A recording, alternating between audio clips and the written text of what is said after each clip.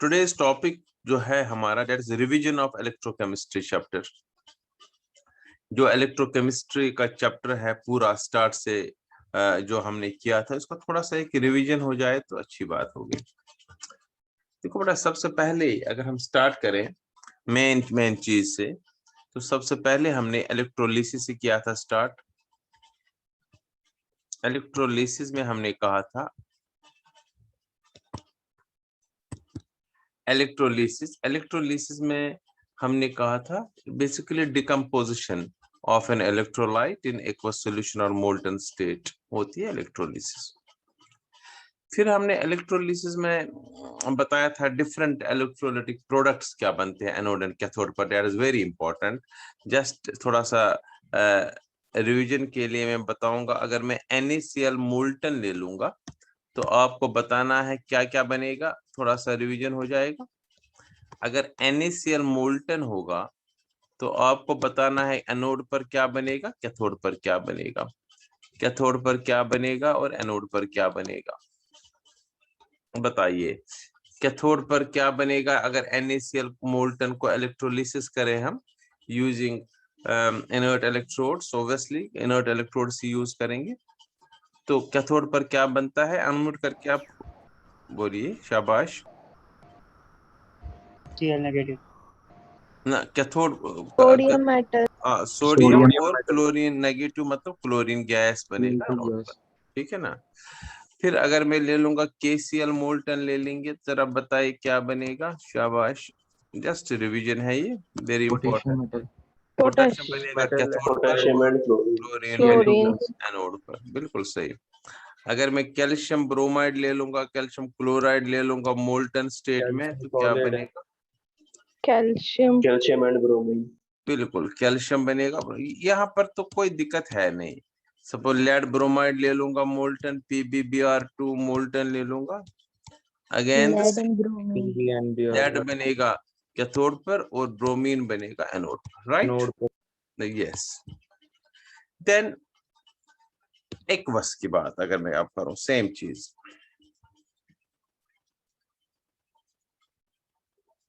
Electrolyte at cathode और at anode क्या बनेगा। अब इसको हम देखेंगे कैथोड एंड एनोड क्या बनेगा। राइट, अब ध्यान सुनिएगा। अब मैं सपोज लेता हूं NaCl मगर एक्वस, बिल्कुल पानी में डाला हुआ एक्वस डाइल्यूट NaCl। यहाँ वाटर भी है, यहाँ हाइड्रोजन भी है। अब बताइए, चलो एनोड का मैं बता देता हूँ, क्लोरीन बनेगा एनोड पर, क्लोरीन गैस। बताइए कैथोड पर क्या बनेगा। शाबाश विंध्या, हाइड्रोजन। हाइड्रोजन। बहुत अच्छा, बहुत बढ़िया। हाइड्रोजन गैस बनेगा कैथोड पर, because water is there, water का H+ आयन और Na+ आयन में जो गेन करने की टेंडेंसी ज्यादा है वो हाइड्रोजन की है, therefore hydrogen gas is formed. बिल्कुल सही, बहुत बढ़िया। इन द सेम वे अगर मैं कोई भी ले लूं, सपोज इवन वाटर की अगर मैं करूं इलेक्ट्रोलिसिस, एसिडुलेटेड वाटर, थोड़ा एसिड डाल के एसिडुलेटेड वाटर, एसिड का मतलब H+ और बढ़ाना और कुछ नहीं, because water is a weak electrolyte. तो वाटर को अगर हम देखेंगे तो क्या इसमें से जरा बताइए क्या बनेगा। शाबाश, बताइए जल्दी मुझे क्या बन जाएगा। हाइड्रोजन। हाँ, H2O। हाइड्रोजन, और बताइए क्या बनेगा। OH। OH negative. Oxygen gas. H negative. OH तो बनेगा। OH को तो आपको याद होना चाहिए ना, OH क्या बनाता है। Oxygen gas. बहुत अच्छा, वेरी गुड। OH जहां पर भी है तो वो तो ऑक्सीजन बताया था ना मैंने, ऑक्सीजन बनाता है। राइट, ये तो हम ऑलरेडी कर चुके हैं। ठीक है, फिर हम करेंगे, सपोज नेक्स्ट करेंगे, लेट अस टेक अब सिंपल ले लेंगे हम जो बड़ा इंपॉर्टेंट है, सिल्वर नाइट्रेट ले लेंगे। एक्वस सिल्वर नाइट्रेट जो आता भी है, बट याद रहे aqueous silver nitrate using this point is very important, using using using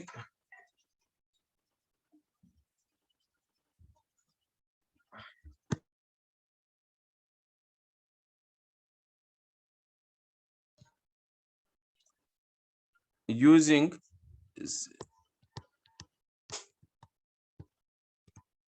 शाबाश inert electrodes, inert और platinum electrodes. जब हम inert electrodes डालेंगे या using inert electrodes करेंगे तब क्या बनेगा? शाबाश जरा बताइए. किया हुआ हमने सर कैथोड पे Ag. बिल्कुल कैथोड पर एज. यू आर राइट, कैथोड पर एज. फिर बताइए, बाकी बताइए. शाबाश. कैथोड पर अगर मैं यहाँ लिखूंगा अभी नीचे, कैथोड पर क्या बनेगा, एनोड पर क्या बनेगा? Cathode and anode. Sir cathode पर एनोड पे सिल्वर. ऑक्सीजन. OHO क्योंकि वाटर है, बिल्कुल उसका Water. OH नेगेटिव है और नाइट्रेट है तो ऑक्सीजन गैस. बहुत अच्छा, बहुत बढ़िया. अगर हम सेम करेंगे, यही इलेक्ट्रोलिसिस करेंगे दोबारा से, मगर अब मैं लिखूंगा AgNO3 aqueous using silver electrodes. If we use silver electrodes, बताइए क्या बनेगा? सिल्वर इलेक्ट्रोड्स अगर यूज करेंगे तो क्या बनेगा? एनोड पर क्या बनेगा? कैथोड पर. शाबाश. कैथोड पर क्या बनेगा और एनोड पर क्या कैथोड पे होगा? सिल्वर. बिल्कुल कैथोड पर सिल्वर बनेगा, इसमें कोई शक ही नहीं है. Ag और H प्लस जो बनेंगे उधर, उनमें तो सिल्वर का रिडक्शन पोटेंशियल ज्यादा है तो सिल्वर ही गेन करेगा इलेक्ट्रॉन. सो सिल्वर बनेगा कैथोड पर. यस, बिकॉज सिल्वर का रिडक्शन पोटेंशियल है प्लस 0.80 वोल्ट. हाइड्रोजन का तो 0 ही है, उससे ज्यादा है सिल्वर का, तो सिल्वर विल गेन इलेक्ट्रॉन्स. अब एनोड पर क्या क्या है? एनोड पर नाइट्रेट नेगेटिव भी है, OH नेगेटिव भी है और सिल्वर खुद भी लूज करना चाहेगा. अब इन तीनों में लूज नहीं, गेन. यहाँ पर गेन, यहाँ पर लूज. एनोड पर लूज करना है. हाँ बताइए, कौन लूज करेगा? Silver. Ag will dissolve. Ag. बहुत सुंदर. Ag इलेक्ट्रोड जो होगा ये डिसॉल्व होगा, यही लूज करेगा, ये डिसॉल्व होगा और Ag प्लस आयन बनेगा और वो Ag plus ion silver cathode पर. तो इस प्रोसेस को हम यूज करते हैं फॉर प्यूरिफिकेशन ऑफ मेटल्स भी. राइट, ये था पहला, व्हाट इज इलेक्ट्रोलिसिस. फिर है नेक्स्ट, लॉज ऑफ इलेक्ट्रोलिसिस. अब लॉज ऑफ इलेक्ट्रोलिसिस में हमने कितने लॉज किए, याद है आपको? लॉज ऑफ इलेक्ट्रोलिसिस में हमने 2 लॉज किए हैं. बताइए पहला लॉ क्या कहता है? First law of electrolysis, Faraday's first law. Laws of electrolysis were given by Faraday's. Michael Faraday ने दिए थे लॉज, तो फैराडेज लॉज ऑफ भी कहते हैं इसको इलेक्ट्रोल. बताइए फर्स्ट लॉ क्या कहता है? फर्स्ट लॉ कहता है कि जितनी इलेक्ट्रिसिटी हम पास करें, ठीक है ना, जितनी भी इलेक्ट्रिसिटी पास करें तो मास तो इलेक्ट्रोड्स पर तो बनता है. जो अभी देखा हमने, इलेक्ट्रोड्स पर सिल्वर बन रहा है, यहाँ पर इलेक्ट्रोड पर सिल्वर ऑक्सीजन बन रहा है, यहाँ पर हाइड्रोजन क्लोरीन, हाइड्रोजन ऑक्सीजन, यहाँ डिफरेंट सोडियम क्लोरीन. अब क्वेश्चन है कितना बनेगा? फर्स्ट लॉ कहता है कि उसका मास जो है वो डायरेक्टली प्रोपोर्शनल टू Q के बराबर है. राइट, तो W किसके बराबर आएगा? शाबाश, Z into Q. करेक्ट, ये पहली. और एक और रिलेशन भी इसके लिए, और W is equal to Z into Q के बदले क्या बताया था हमने? I into T. बहुत बढ़िया, बहुत अच्छा. सब बच्चे बोलेंगे, चुपचाप कोई नहीं बैठेगा, बोलो, आज बोलने का टाइम है. अच्छा, अब ये Z जो है, ये Z किसके बराबर होता है? ये अब आपको देखना है. Z जो है 96500. Yes, Z is equal to E upon 96500. Definition थी इसकी ये कि एक कूलम से, क्योंकि 96500 कूलम जब हम पास करते हैं, एक फैराडे जब हम पास करते हैं, इक्विवेलेंट मास किसी सब्सटेंस का भी लिबरेट होता है. 1 मोल इलेक्ट्रॉन पास करने से इक्विवेलेंट मास लिबरेट होता है. तो एक कूलम से कितना होगा? Equivalent mass upon 96500. जो मास किसी भी सब्सटेंस का एक कूलम से लिबरेट होगा, उसको हम इलेक्ट्रोकेमिकल इक्विवेलेंट कहते हैं, that is Z. So Z is equal E upon 96500. और E हमें पता है, E किसके बराबर बताया था हमने? Molecular mass by valency factor. याद है ना, वैलेंसी फैक्टर. या molar mass by valency factor. अगर ग्राम इक्विवेलेंट मास है तो molar mass by valency factor. Suppose जरा जिंक का बता सकते हो इक्विवेलेंट मास क्या है?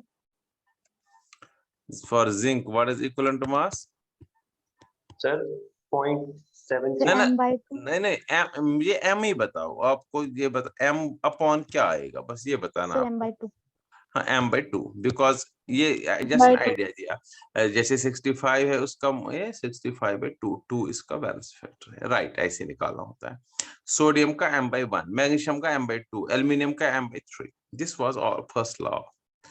फिर हम दूसरे लॉ की तरफ जाएंगे। दूसरा लॉ कहता है कि किसी भी सबस्टेंस का मास, याद रहे, सपोज मास, अगर हम सीरीज में अगर हम सेम इलेक्ट्रिसिटी पास करें थ्रू डिफरेंट इलेक्ट्रोलाइटिक सॉल्यूशन, जो मास इन सबस्टेंस का लिबरेट होगा, सपोज 2 सेल्स मैंने ली, mass of silver and mass of copper, तो ये किसके रेशियो में होगा? Equivalent mass, equivalent mass of silver upon equivalent mass of, इसी का रेशियो में बनेगा, इसी के इंटू 2 इंटू 3 इंटू 4 मास होगा इक्विवेलेंट। ये नहीं कि इक्विवेलेंट मास, नहीं, इक्विवेलेंट मास का डबल डबल इंटू 2 भी लिबरेट होगा जितने हम इलेक्ट्रिसिटी पास करेंगे। लेकिन अगर अल्टीमेट रेशियो देखेंगे वो इक्विवेलेंट मास का जो रेशियो होगा वही आएगा। When different electrolytic cells, electrolytic solutions are connected in series, it means when same electricity is passed through different electrolytic cells connected in series, then the mass of the substances, mass of the metals liberated at their respective electrodes are always in the ratio of their equivalent masses. फिर उसके बाद हमने किया था कुछ definitions, अगर याद हो वो आपको, कंडक्टेंस, कंडक्टेंस किस इज से इलेक्ट्रिसिटी आयंस मूव करते हैं in electrolytic solution, that is conductance G से डिनोट करते हैं, और जी को हमने बताया था रेसिप्रोकल ऑफ रेजिस्टेंस। फिर नेक्स्ट किया था हमने रेजिस्टेंस, बता सकते हो, याद है रेजिस्टेंस मैंने कहा था obstruction, it's obstruction to the flow of ions in the electrolytic solutions towards electrodes, oppositely charged electrodes।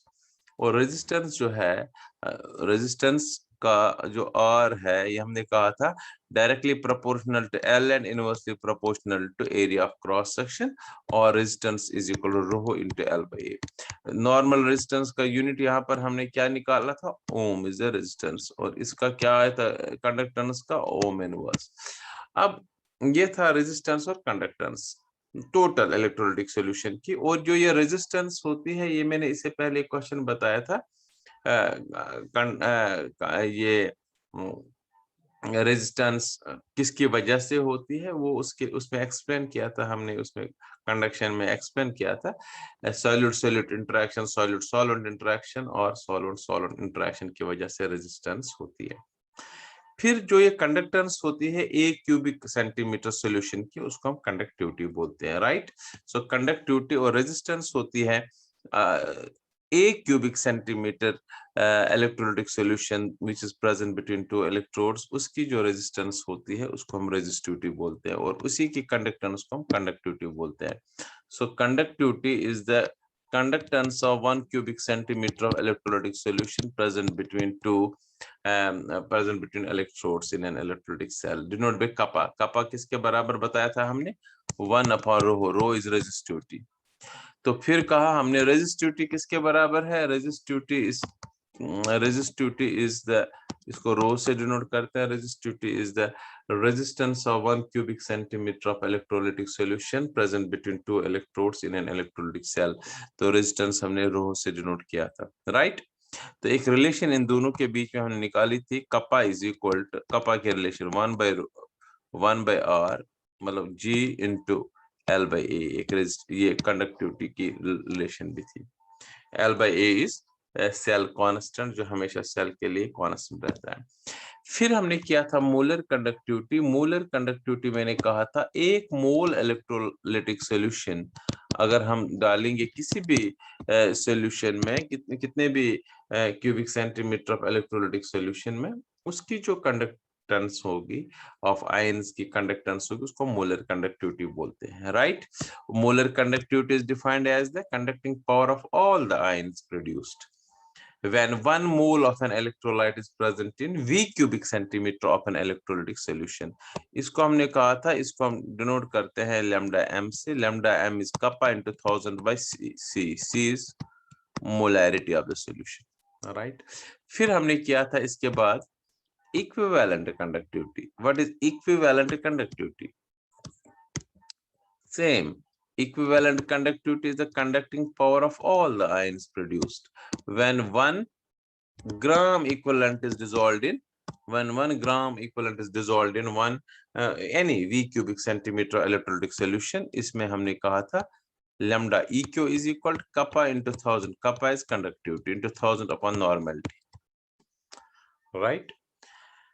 फिर उसके बाद इन दोनों में रिलेशन भी बताई थी हमने. मोलर कंडक्टिविटी और इक्विवेलेंट कंडक्टिविटी की जो रिलेशन है, that is normality by molarity. Correct. यहाँ बताया था हमने 1 by वेल्सी फैक्टर. अब इसके बाद फिर किया हमने how to calculate molar conductivity by Wheatstone bridge method. और फिर किया था effect of dilution on molar conductivity. मैंने कहा था Debye-Huckel and Onsager रिलेशन में अगर हम स्ट्रॉन्ग इलेक्ट्रोलाइट की बात करें तो एक ग्राफ ऐसे आ जाता है, स्ट्रेट ग्राफ आ जाता है. तो दो वैल्यूज कोई भी निकाल दीजिए आप लेबोरेटरी में Wheatstone bridge से निकाल के, और इस ग्राफ को आप एक्सट्रापोलेट कर लो and you will get molar conductivity at infinite dilution. Right. ये हमने ऑलरेडी किया था ऐसे मोलर कंडक्टिविटी और यहाँ पर रूट सी के बीच में. मगर फिर साथ में मैंने कहा था अगर वीक इलेक्ट्रोलाइट होगा, वीक इलेक्ट्रोलाइट के लिए हमने, क्योंकि ग्राफ स्ट्रेट नहीं होता है, so it is not able, we are not able to calculate, क्योंकि ग्राफ इसके लिए ऐसे आता है वीक इलेक्ट्रोलाइट के. It's not a straight graph. on by calculating two values of molar conductivity at any concentration, we cannot extrapolate the graph. So it is not easy to calculate. It is difficult, it is impossible to calculate molar conductivity of weak electrolyte at infinite dilution. नीचे वाला weak था, ऊपर वाला strong था. strong का तो easy है, straight graph है, दो values निकाल दिए लेबोरेटरी में, infinite dilution का निकल जाता है, लेकिन weak के लिए नहीं. फिर कहा था हमने weak के लिए हम निकाल सकते हैं using Kohlrausch's law. Very important question.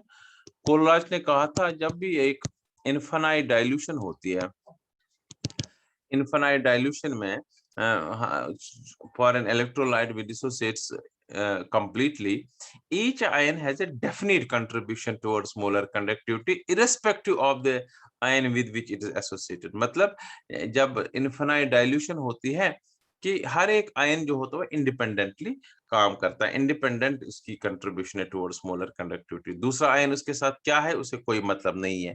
तो इसके बेस पर हमने क्या किया था, molar conductivity eight infinite dilution of weak electrolyte निकाला था. अगर आपको याद होगा, जैसे इसका निकालना है तो we can calculate it with the help of, अब वो रिलेशन सारी हम लिख चुके हैं, मैं यहाँ पर जस्ट दिखाता हूँ. अगर हम ये स्ट्रॉन्ग इलेक्ट्रोलाइट का पता है, इसको प्लस करेंगे HCl, इसका पता होगा, माइनस करेंगे KCl. तो अगर इन, क्योंकि तीनों स्ट्रॉन्ग है, इनका वैल्यू ऑलरेडी पता है, वी कैन कैलकुलेट. क्योंकि कोई भी आयन किसी के साथ रख लो उसे कोई मतलब नहीं है. तो ये हमने किया था कोलराज लॉ में मेन एप्लीकेशन. फिर उसके बाद मैंने एक इलेक्ट्रोड पोटेंशियल बताया था, इलेक्ट्रोकेमिकल सेल बताया था जो हम रिसेंटली किया था. तो फिर मैंने इलेक्ट्रोड पोटेंशियल का बताया था. बेसिकली किसी भी हाफ सेल, कोई भी हाफ सेल जो हमारे पास होती है, electrode dipped in its own ions को हम हाफ सेल बोलते हैं. इसका जो इलेक्ट्रोड पोटेंशियल होता है, इसको हम निकालते हैं by connecting with SHE. But remember, इसकी मोलर कंसंट्रेशन 1 मोलर होनी चाहिए. तो एक स्टैंडर्ड, उसको कहते हैं standard electrode potential. E standard हम निकालते हैं किसी भी हाफ सेल का by connected in SHE, standard hydrogen electrode और रेफरेंस इलेक्ट्रोड. लेकिन यहाँ पर तो 1 मोलर सॉल्यूशन नहीं है, कोई 0.2 मोलर होगा, 0.1 मोलर होगा. फिर हम क्या करेंगे, फिर हम निकालेंगे नर्नस इक्वेशन से, नर्नस इक्वेशन यूज करेंगे. अब नर्नस इक्वेशन से हमने फिर कुछ रिलेशंस दे दी. एक इलेक्ट्रोड पोटेंशियल का अगर आपको याद होगा, electrode potential of a cell अगर हमें निकालना हो तो इसके लिए क्या फॉर्मूला है, E of a cell is E standard.